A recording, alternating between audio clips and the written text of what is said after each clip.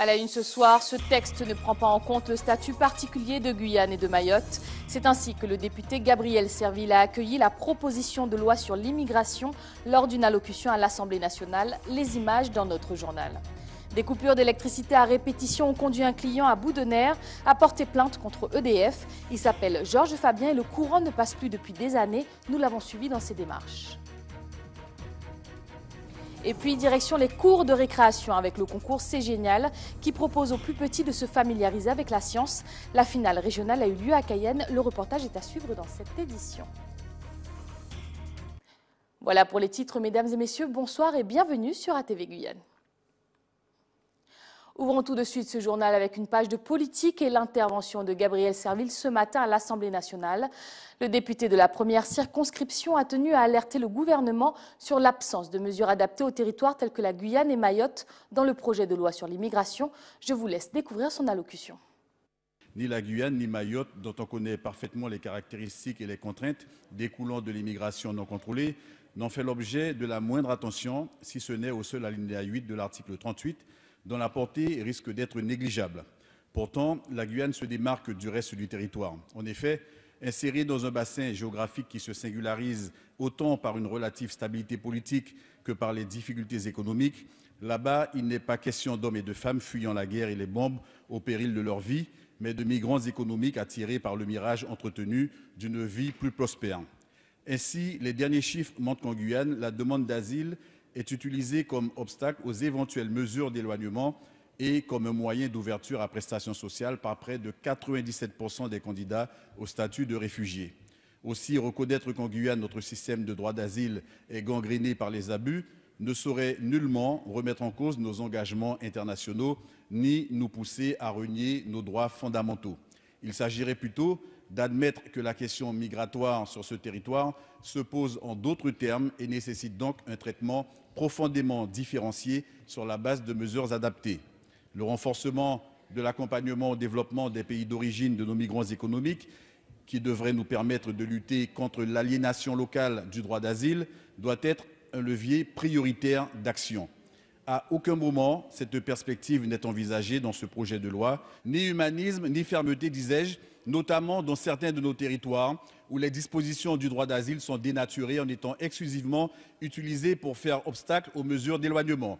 Vous le savez, c'est le cas à Mayotte ou encore en Guyane, où 97% des demandes d'asile sont abusives.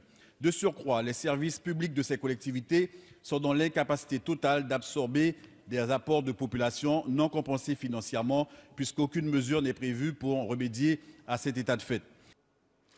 La loi sur l'immigration et notamment le décret Guyane continuent à occuper une large place dans l'actualité. Ayodele Germa est à la rencontre de Lucie Curé, responsable de l'action outre-mer de la CIMAD, qui dénonce une volonté de faire disparaître purement et simplement le droit d'asile. Effectivement, le délai de traitement il est réduit à 15 jours. Les agents de l'OFPRA dénoncent eux-mêmes le fait que ce délai ne les met pas en position d'avoir un examen qualitatif de ce traitement, ce qui est problématique. Deux autres dispositions sont problématiques. La première, c'est que les personnes n'auront plus 21 jours pour préparer leur demande, l'écrire, mais ils n'auront plus que 7 jours. Il faut quand même avoir en tête que des personnes, quand elles arrivent sur le territoire, elles peuvent ne pas maîtriser le français. Elles sont aussi en but à des problématiques qui sont de l'ordre de la survie. Trouver de quoi manger, trouver de quoi se loger. On est dans un contexte en Guyane où le dispositif d'accueil est très minimaliste. Il n'y a pas d'aide qui est fournie à la rédaction des recours.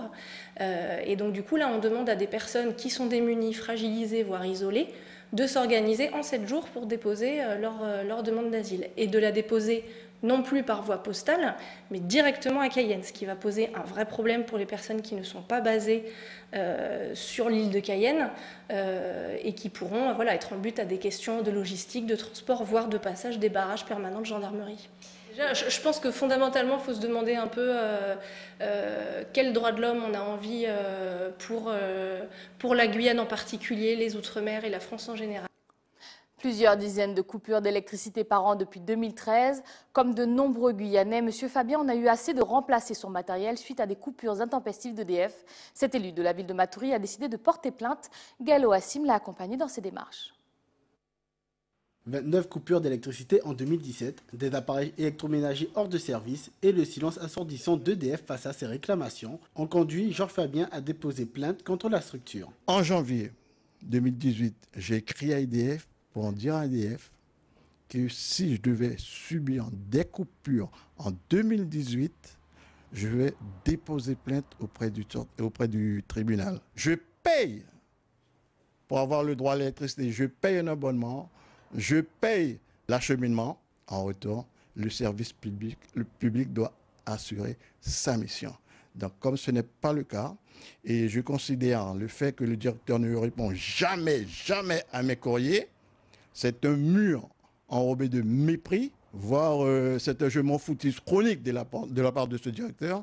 Donc, j'ai décidé de réagir pour me faire entendre. Le dépôt de plainte contre l'entreprise, encore rare en Guyane, s'articule en plusieurs étapes qui vont de la rédaction de la doléance à la décision du parquet. À partir du moment où vous portez plainte contre un organisme quelconque, la plainte, il faudra la motiver, c'est une chose. Ensuite, ça tombera entre les mains du procureur de la République, qui décidera si oui ou non votre plainte est valable, si elle est justifiée en droit, et par voie de conséquence, dire les suites qui devront être apportées à cette plainte. Nous devons nous contenir dans un premier temps à la doléance, parce que c'est une véritable doléance que nous faisons, et que nous allons rédiger en bonne et due forme. En ce qui concerne M. Fabien, il y aura toujours possibilité pour nous de nous retourner par la suite sur le plan civil, mais actuellement, nous sommes dans un cadre pénal où nous disons qu'il y a une faute de la part d'EDF et on demande la réparation de cette faute. Si les clients lésés peuvent prétendre à des dommages et intérêts pour la gêne occasionnée, une réponse à plus long terme est réclamée par le plaignant. La plus belle réparation pour moi, ce serait que EDF comprenne qu'il faut mettre en place une politique d'investissement ici qui permette à l'ensemble de la population guyanaise, pas uniquement M. Fabien et moi, à l'ensemble de la population guyanaise de bénéficier véritablement de l'énergie électrique dans des conditions normales. Le dépôt de plainte serait-il la première étape pour faire la lumière sur les défaillances d'EDF en Guyane? Nous sommes ce soir avec M. Guy Frédéric, le vice-président de la CLCV, qui est avec nous ce soir. Bonsoir, monsieur. Bonsoir. Mon pays, bonsoir. Merci d'avoir accepté notre invitation. Oui, nous avons rappelé que, camarades de toi là, il y a dans l'union départementale CLCV, nous avons rappelé que CLCV a acquis ça à consommation et à sa brigade qui a mené, consommation, logement, qui cadre de vie. À ça, nous avons englobé tout ça, à ça qui le vivre ensemble. Justement, dans votre démarche du vivre ensemble, quel est le recours pour tous les Guyanais qui subissent ce genre de coupures intempestives? Alors, nous avons fait remarquer que la EDF a une bidime entreprise qu'il a. Et le problème, c'est que nous avons rencontré la CLCV, nous avons siégé dans des instances qui ont accompagné, nous avons représenté les usagers, les plus grands nombres dans ce pays. Et nous avons constaté que dans ces commissions, dans ces instances, nous avons siégé, comme si il a servi nous comme faire valoir ou nous a servi de caution. Il n'y a pas de respect. C'est nous n'avons pas qu'à respecter nous. Et là, nous avons parlé de M. Fabien. M. Fabien dans l'union départementale. D'ailleurs, nous avons rencontré lui qui est directeur EDFA parce que nous avons rencontré régulièrement. Mais après, il était gagné imprévu, ça n'a pas fait. Justement, qu'est-ce qui se dit dans ces réunions avec EDF? Sur quoi travaillez-vous? Nous avons travaillé premièrement à sous affaires sous maquia. Parce que ce n'est pas normal que EDF ait fait des estimations et à la fin de l'année, il a fait au pays une patche sous maquia. Ça veut dire que nous avons l'impression que nous les tipicha, à nous, il y a kaya à chaque fois. Et difficulté, là, nous avons regardé, ça fait 2 ans, dès l'année, que les bornes là, il était entreposé à EDF, à l'agence Badjuela. Jusqu'à maintenant, guichet a fait à borne pour les usagers, pas fait. Et nous avons rencontré le directeur, et nous n'avons pas parlé de sa situation, mais nous avons parlé aussi de les autres associations qui avaient siégé avec nous pour rencontrer EDF, pour permettre d'améliorer la situation et relations EDF divers gains que les usagers. Tu ne peux pas payer parce que tu as payé un service, et puis tous les jours, tu as une coupure, ton appareil qui a dégradé. Et ça n'a pas fait. Et à ça qui arrivait, Camarada, qui fait que Camarada, pendant trop longtemps, là, il demande de rencontrer, il n'est pas qu'à rencontrer, il n'est pas qu'à écouter, il n'est pas qu'un respect pour nous, il foutait pas mal de nous, Jol. Eh bien, heureusement, Camarada n'a pas une bête de coq, parce qu'il y a trop de bêtes de coq dans ce pays, parce que tant que nous pas retourner, Jol nous pas parler d'IDF, demain, nous pouvons parler de France Télécom. Après, demain, nous pouvons parler de la Société des eaux. Après, demain, nous pouvons parler de la préfecture. Parce que de tous côtés, il y a accès aux usagers d'attendre un service. Nous, en Tchopopo, nous avons des difficultés. Est-ce que vous avez beaucoup d'adhérents, justement, pour ce genre de problème? Il y a des personnes qui adhèrent à la CLCV pour tous ces soucis-là? Beaucoup? C'est mon qui a venu que là, il a fait. Là, il a relé en moins l'assassin, tu vas voir, il a apparaître. Mais s'il n'est pas fait, eh bien, on n'y est pas fait. Et à toute difficulté. Est-ce que, madame, vous comprenez que dans toute difficulté, tout Jopopo, EDF, Kamete, nous l'appareil, nous cases, nous lumières, tous nos bagages, et un seul monde qui attendait qui a hypothèque contre EDF, ça n'est pas normal. Parce que nous-mêmes, nous toujours la rappeler remise votre plein. À un moment donné, il faut nous réagir. Et réagir, nous devons réagir à Didier EDF. Respectez-nous. Nous avons payé pour un service, il faut y nous ce service. Et ce service-là, permettre nous vivre bien dans nos cases et que nous n'ayons pas abîmé nos appareils. Qu'est-ce que la CLCV peut concrètement faire dans ce genre de situation-là? Alors, nous avons rappelé que la CLCV, nous avons contact et nous avons un rapport que la Confédération nationale française. Il y a un bataillon d'avocats parce qu'à quoi ça a marché. Et chaque fois, il y a un problème au niveau de ces usagers et nous avons fait. Si nous pas attaquer ces mounia, nous pas mener devant le tribunal et à toute force, la CLCV, par rapport à sa bataillon d'avocats qui la Confédération nationale française gagne, qui va permettre nous d'y gagner moyens et d'y gagner tous les arguments. D'ailleurs, bientôt, quand on parler des affaires contre l'Inkia, la Confédération voyait une synthèse de l'Inkia pour avertir ces mounia, parce qu'il commençait déjà la roue à l'Est Guyanais Saint-Georges, pour dire ces mounia que il n'y a pas une obligation qu'il ait installé sa compteur, sa nouveau compteur. Il peut refuser sa nouveau compteur.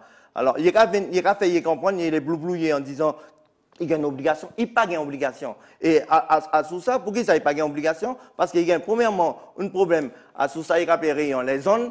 Et puis deuxièmement, il y a un autre problème à sous ça, il y a parce que ça a un compteur intelligent. Côté, il faut rentrer toutes les données personnelles, toutes les affaires. Et pour protéger les affaires, il a dit que nous ne pouvons pas régler ça. Donc cette affaire-là, c'est le prochain cheval de bataille, le prochain projet de votre union? Oui, mais avant ça, nous brigades, mais sur le plan national français et en Guyane, à sous histoire qu'il y ait baissé aide au logement. Parce que ça, nous avons en face de nous un gouvernement qui a défendu les gros pitchas. Et il y a kaya, les petits tchatcha. Et si nous qui sommes des petits tchatcha, nous plus beaucoup qui y est, si nous pas réagir, eh bien, talons nous qui disparaître et en fait, nous qui crever, je l'ouvre. Merci beaucoup, Monsieur Frédéric, d'avoir répondu à mes questions. Est-ce que vous avez un dernier message à faire passer? Oui, message qui a fait passer, c'est que là, nous avons un local à Palisson. Palisson a dernière construction la Sigia parce que ça va faire bête. Nous n'avons pas les énergies, mais bientôt il faut nous parler des affaires logement parce que les affaires logement en Djopopo aussi. Les affaires logement en Djopopo parce que la loi il durcit encore et nous voyons que ce durcissement pas adapté à la situation pays et ça va créer des injustices et injustices qui a débordé sur la révolte et la révolte qui a fait monde descendre dans la rue. Alors à bien pour ça nous a dit que nous siège l'union départementale a trouvé ce corps dans bâtiment Palisson, bâtiment C Palisson, à du Grand Jean qui est Ernest Prévost, à dans Angla, d'ailleurs côté la SIGI devait installer ce corps, mais il y a tellement de balles qui a venu à laisser ses vita qu'il n'est pas venu installer encore, mais par contre il a logé ces mounia, surtout ces grands mounia, il a logé là, que tout danger, que toute insécurité que ça va comporter. Donc beaucoup de travail à mener. Merci beaucoup, Monsieur Frédéric, d'avoir répondu à notre invitation. Alors mon dernier appel a dit, nous pays, monde qui en a nous pays, nous avons demandé des autres, arrêtez de remise votre plein Vini Briga pour nous permettre d'avancer, les choses avancer, mais surtout pour ça vivre ensemble. Pas rester un mot que nous avons relé à quand il arrive, mais vraiment vivre ensemble et vivre ensemble, nous réfléchir ensemble. Merci beaucoup, monsieur. Amour qui remercie. Bonne nuit. Les soucis à la RCT continuent à se poser et aucune issue de secours sortie n'est trouvée en ce moment entre la direction et les grévistes. Nous continuerons à vous laisser informer, à vous tenir informés de la suite de la situation. Nous allons maintenant au niveau de la préfecture de l'ARS avec le problème des sargasses qui se pose en Guyane. Si elles ne sont pas toxiques, contrairement chez nos voisins antillais, il y a des mesures à prendre que Jonathan Larieux vous présente immédiatement. Il ne faut pas confondre les interdictions de baignade qu'il y a eu concernant certaines criques et les plages de Cayenne qui vont avoir une interdiction de baignade également. C'était par rapport à des problèmes bactériologiques qui n'ont rien à voir avec les sargasses. Nous avons fait une sortie la semaine dernière avec le SDIS et nous avons visité les plages de Cayenne, Rémire, Kourou et Awala. Et nous n'avons pas détecté d'hydrogène sulfuré, qui est le gaz qui peut être émis lorsque les algues sont en décomposition et qui peuvent être dangereux pour la santé des personnes. À l'heure actuelle, il n'y a pas de problème vis-à-vis des sargasses par rapport à la baignade. Il y a simplement quelques préconisations qui ont été fixées par l'ARS, mais c'est plutôt des principes de précaution. Ici, nous n'avons pas trouvé d'hydrogène sulfuré. Bon, les valeurs à partir desquelles il y a un effet sensible, c'est 5 ppm. Et on n'a même pas trouvé cela. Alors qu'aux Antilles, on trouve des valeurs allant jusqu'à 20 ppm par certains endroits. Et si ça dépasse, il conviendra de prendre des précautions supplémentaires. Suite aux intempéries d'hier, des pluies diluviennes, nous irons en Cominext. Restez avec nous à venir dans votre journal. Nous irons en Martinique qui rend hommage à Aimé Césaire 10 ans après sa disparition. Et puis retour en Guyane où des génies en culottes courtes se sont affrontés dans le cadre du concours C'est génial. Mais avant cela, direction le François en Martinique où le réveil des habitants a été difficile suite aux intempéries d'hier. Des pluies diluviennes qui se sont abattues ont provoqué des inondations et parfois 270 mm d'eau ont été relevés, rendant l'évaluation des dégâts encore plus compliquée. Les détails d'Alizé Lutran et de Guy-Raphaël René. Après des heures de galère pour accéder au bourg, c'est le soulagement pour cette maman qui récupère enfin ses enfants. En essayant de faire des détours pour retourner à eux, j'ai été coincée, redirigée vers le quartier de Dostali et au final coincée puisqu'il y a des ponts partout, les rivières débordent de partout. Malgré leur jeune âge, les petits écoliers ont vécu sereinement les événements. Ça a commencé à inonder, donc on a évacué la salle, on est allé prendre le canot. Il y avait des personnes qui avaient peur et nous deux, on les a rassurés.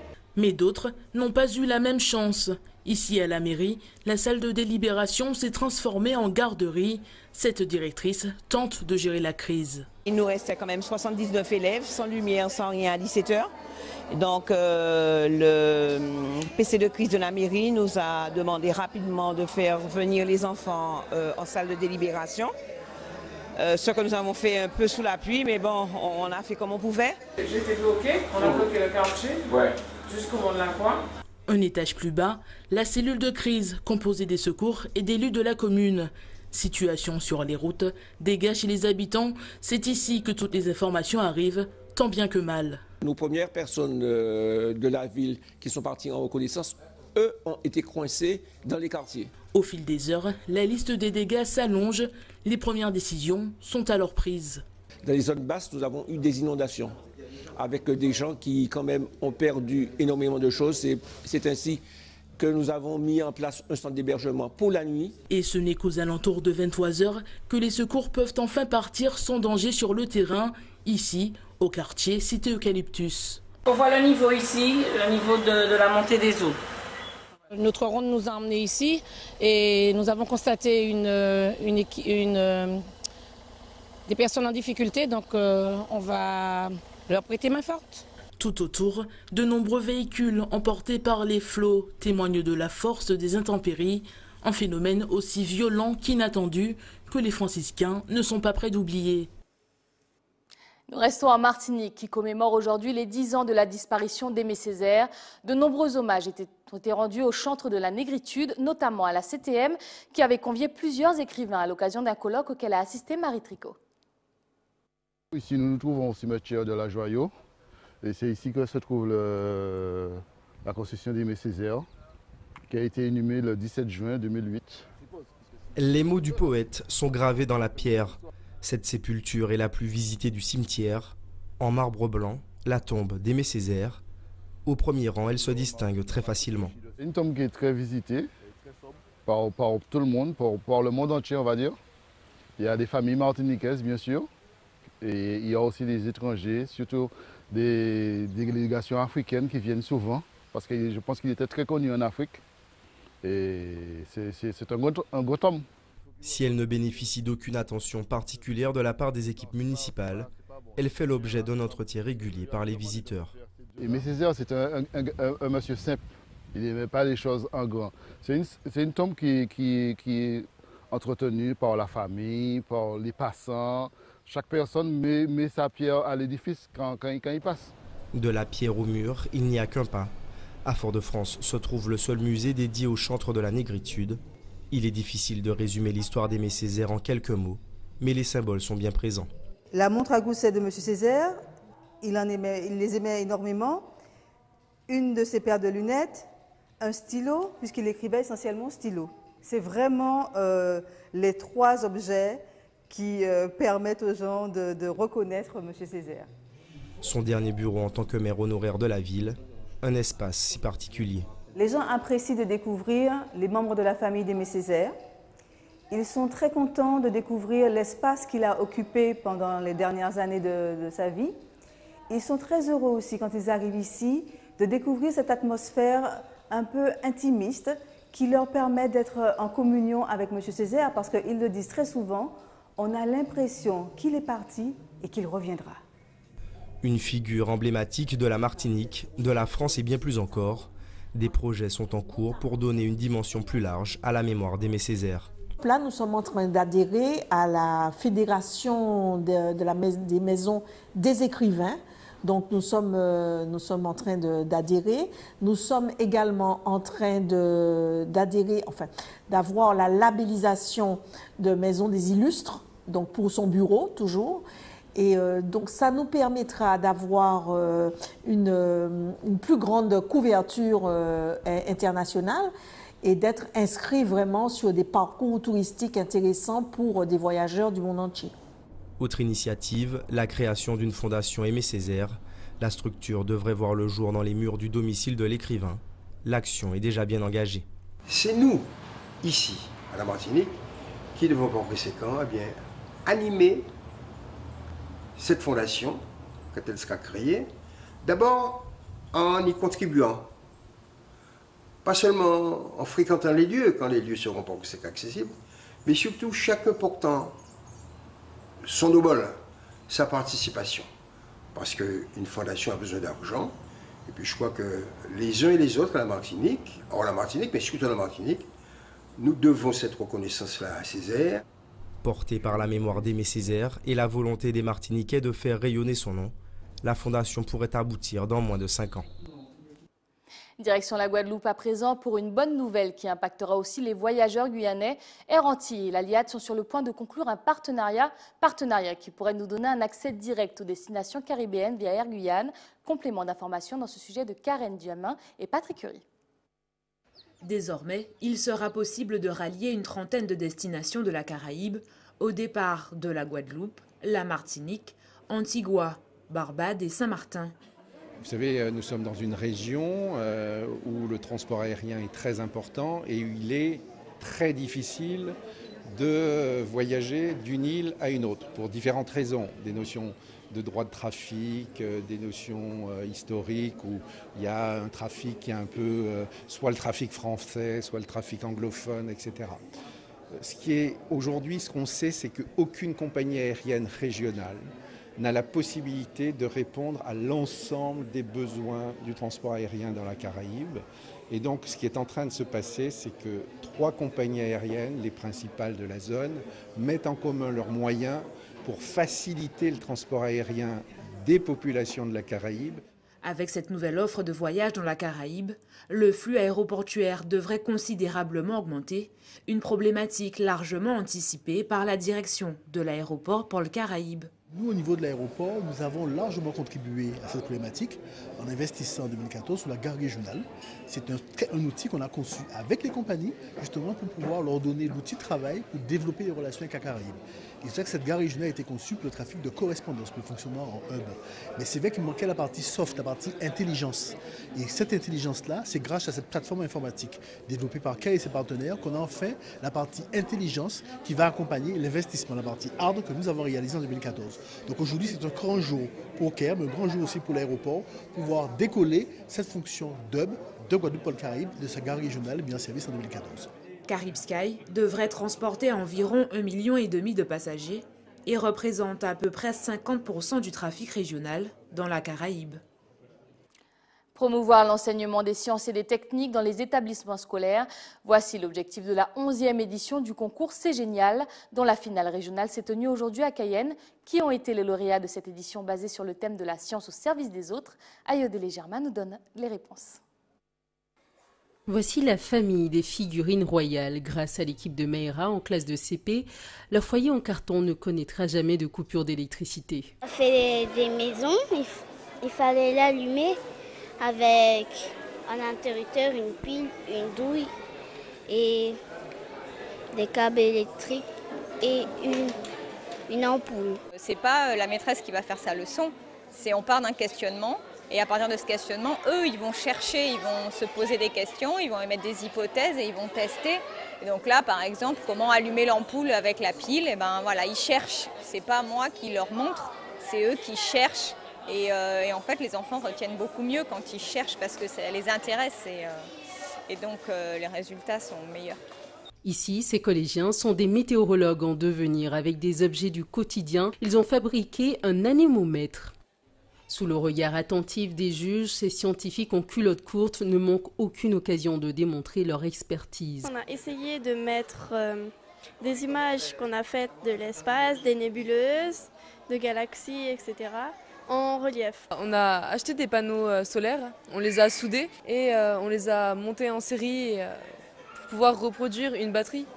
La plante, ils ont besoin de la bonne température, de l'eau, de la terre et un peu de soleil.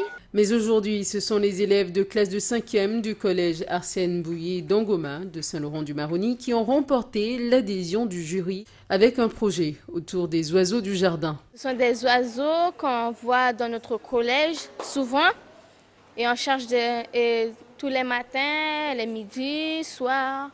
Eh bien, on passe, on voit les oiseaux. Tout le temps, on les voit au même endroit. C'est pour ça qu'on a décidé aujourd'hui de montrer tous ces trucs-là. Ces membres du jury, il y avait des professeurs des écoles, conseillers pédagogiques, des membres de l'éducation nationale, mais aussi on y a inclus tous nos partenaires, donc des gens qui venaient du spatial, comme des gens du CNES, d'Ariane d'Espace, ou du milieu associatif, comme le Grain de Guyane ou l'association Aqua. Aujourd'hui, ça a été une bonne préparation pour eux, et ils vont devoir présenter de nouveau leur projet et le défendre par rapport à des équipes qui vont venir de toutes les académies et aussi des lycées français à l'étranger. Ces génies en herbe représenteront la Guyane à la finale nationale qui aura lieu le 25 mai prochain à la Cité spatiale de Toulouse. Un mot de sport pour conclure ce journal. Jonathan Lariot a assisté au début des finales du championnat de Guyane de volleyball. Quelles équipes se sont distinguées d'entrée de jeu? Je vous laisse le découvrir.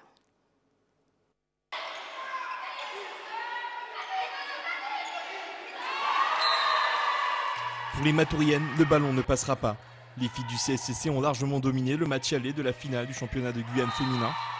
Elles s'imposent sur un score de 3-7-0 et posent un premier pied sur le podium après seulement 2 années d'existence du club. L'année dernière, c'est du passé. Cette année, on y est. Donc, on va donner le meilleur de nous. C'est tout ce qui compte. Tout ce qui est négatif n'est pas au centre de nos intérêts. Donc, l'année dernière, c'est l'année dernière. Cette année, on est fiers d'y être. Et on va prendre le plaisir qu'on voudrait justement transmettre aux spectateurs, téléspectateurs, aux enfants et à tous nos supporters ou même à ceux qui ne nous supportent pas. Mais on veut prendre et donner du plaisir. Dès que le groupe s'est créé, on s'est préparé à toutes sortes de compétitions. Chaque point est une compétition. Un match dur pour Maturi, qui n'arrive pas à construire. Face au service puissant des joueuses du CSCC et à une défense plus solide, rien n'y fait pour les Matouriennes, à qui il manquait beaucoup dans ce match. Non, c'est un problème de réception. Là, dans ce secteur qui est essentiel dans un match de volley, on a loupé le coche, on a été certainement trop stressé vu l'enjeu. Donc je pense que c'est un problème comme ça, psychologique. C'est vraiment un autre sujet complètement, une finale. Donc les paramètres changent. Et là, sur ce segment-là, on n'a pas été bon. Samedi, ce sera un autre match. Samedi, c'est un autre match complètement. Une finale, c'est comme ça. Ce sont deux matchs qui n'ont quasiment rien à voir l'un avec l'autre. Donc je pense que samedi, ce sera une autre configuration. Le match retour se jouera ce samedi. Si le CSCC s'impose une nouvelle fois, ce sera pour soulever la Coupe de championne de Guyane. Chez les garçons, c'est demain que commence la finale entre le Sport Guyanais et l'USL Montjoly 1.